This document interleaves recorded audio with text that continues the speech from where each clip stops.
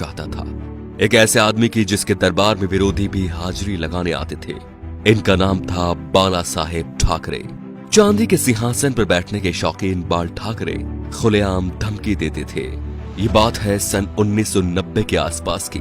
कश्मीर में इस्लामी आतंकवाद चरम पर था। कश्मीरी पंडितों को भगाया जा रहा था। अमरनाथ यात्रा चल रही थी। आतंकवादियों ने यात्रा बंद करने की धमकी दे दी और कहा जो भी अमरनाथ यात्रा आएगा वो वापस नहीं जाएगा। तब बाल ठाकरे ने एक बयान दिया कि हज के लिए जाने वाली 99% फ्लाइट्स मुंबई एयरपोर्ट से जाती है। देखते हैं यहां से कोई यात्रा मक्का मदीना कैसी जाती है।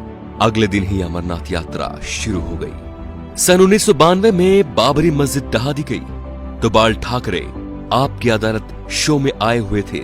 जब उनसे कहा गया कि सुना है ये काम शिव सैनिकों ने किया है, तो वे बोले यदि ये काम शिव सैनिकों ने किया है तो ये गर्व की बात है।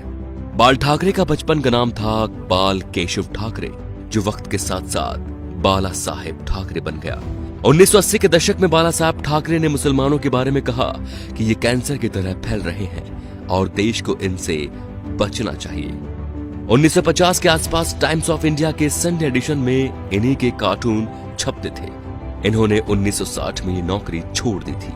बाल ठाकरे को हिंदू हृदय सम्राट कहा जाता था।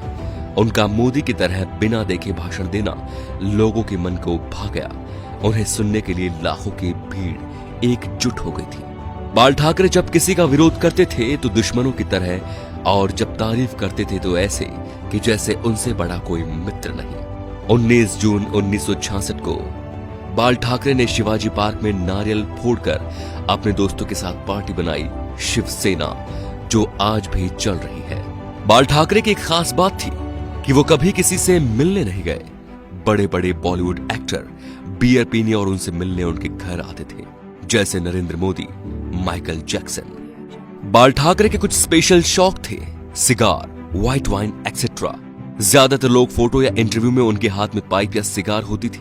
1999 में बाल ठाकरे पर 6 साल तक वोट डालने और चुनाव लड़ने पर बैन लगा था, लेकिन बाल ठाकरे ने अपने जीवन में कभी चुनाव नहीं लड़ा। अपनी मौत से 2 महीने पहले ठाकरे का एक बयान आया कि आर्मी मेरे हवाले कर दो, मैं देश को 1 महीने में ठीक कर दूंगा। 17 नवंबर 1912 बाल ठाकरे का निधन हो गया। इस दिन मुंबई बंद था। अंतिम यात्रा में 5 लाख लोग शामिल हुए। थोड़ी थोड़ी देर बाद एक आवाज उठती है, बाला साहेब। लाखों लोग चिल्लाते रहे, अमर रहे।